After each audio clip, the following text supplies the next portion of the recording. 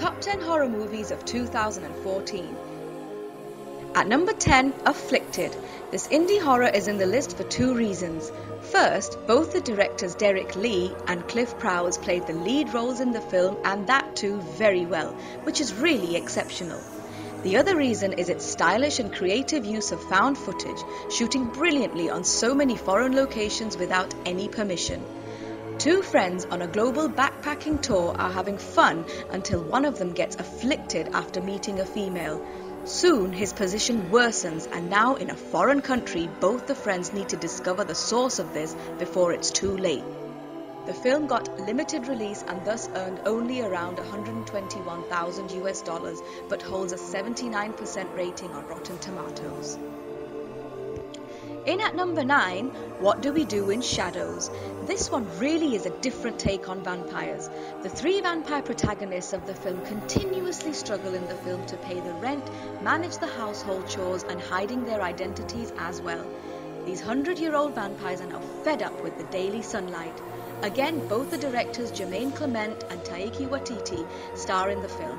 The film did a business of around US $2 million with extremely positive receptions by critics.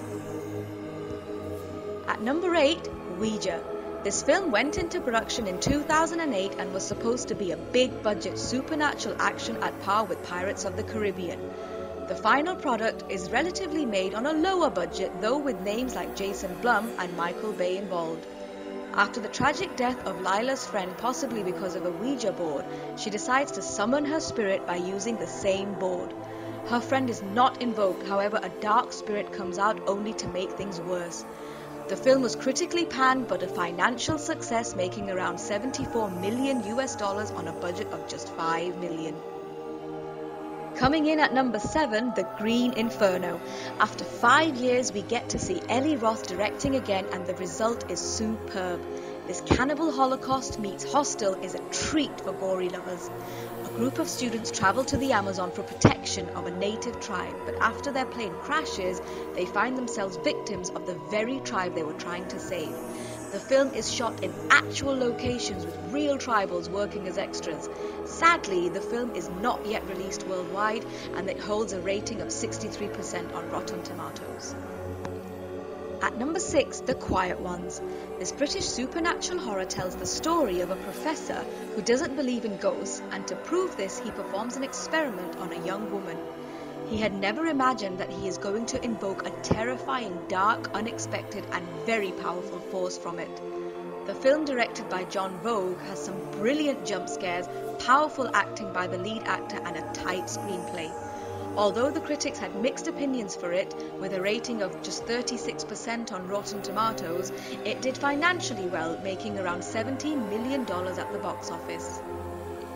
Coming in at number 5, The Guest. We all screamed, shivered and loved the slasher film You're Next last year. The same director Adam Wingard is behind number 5 on our list. A soldier meets a family claiming he is their son's friend who died at war. The family welcomes him, but their teenage daughter is not quite satisfied with the soldier's theory. She suspects something and at the same time finds out that after his arrival, dead bodies are found every other day in the village. It qualifies as a thriller and a slasher with a suspenseful storyline and a terrific performance by the lead actor Dan Stevens. Critics hugely appreciated the film, although the box office figures were disappointing with just around $300,000. In at number 4, Annabelle. This spin-off of The Conjuring is no match to the original film, but comes up as a complete entertainer. A man buys his expecting wife a vintage doll, but on one horror night, some satanic cultists invade their home. Annabelle, a woman among them, conjures a supernatural force before dying and puts that dark soul into the doll. It received only a 29% rating on Rotten Tomatoes. It is the most successful films of 2014, making about $252 million on a budget of just $7 million. In at number 3, The Purge Anarchy. This part, called The Purge Anarchy, was slightly better than its predecessor. Director James DeMonico, who made the first part too, has done a fair job. While the original part was based in a house, this part, the story, is placed in the city. The annual Purge Day, when anybody can commit a crime without the fear of punishment, is more gritty and grisly in the sequel. The film got a 56% rating on Rotten Tomatoes and did a business of around $110 million on a budget of just $9 million.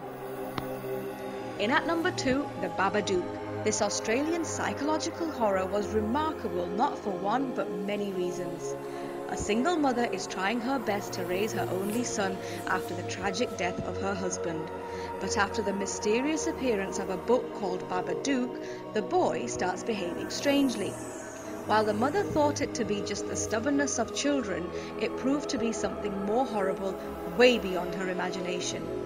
The film, directed by Jennifer Kent, showcased the emotion and fear of a mother in a very moving way. The screenplay is not based on jump scares and cheap thrills. Instead, the atmosphere, the characters, and their inner conflicts brings us one of the best horrors of 2014. The critics hugely appreciated the film, currently holding a 98% rating on Rotten Tomatoes with a decent box office figure of around $5 million on a budget of just $2 million. And here at number 1, Oculus. The debutante director Mike Flanagan made a short horror film titled Oculus, Chapter 3, The Man with the Plan. This 30-minute short horror rocked the fans and the festivals, and he later got to convert it into a full-length feature. The film is about an ancient mirror, which is the home of a dark soul living inside of it for hundreds of years. This entity is not a normal ghost. It is smart, clever, and merciless. A boy who witnessed the mysterious deaths of his parents comes out from a psychiatric hospital after years looking for a peaceful life. But his sister believes that the reason behind the death of their parents was the ancient mirror in their house. She has a plan that includes installing cameras all over the house to bring out the secret hidden in the mirror. The siblings start their experiment only to find out that the mirror is powerful way beyond their imagination. The film is told in 2 different storylines happening at 2 different times. The first, when the parents brought the mirror into the new home, and the other at the current time when the siblings are doing this experiment. The film is absolutely fresh, original, and tells these 2 different stories in a superb way. It holds a 74% rating on Rotten Tomatoes and did an impressive box office business of $44 million on a budget of just $5 million.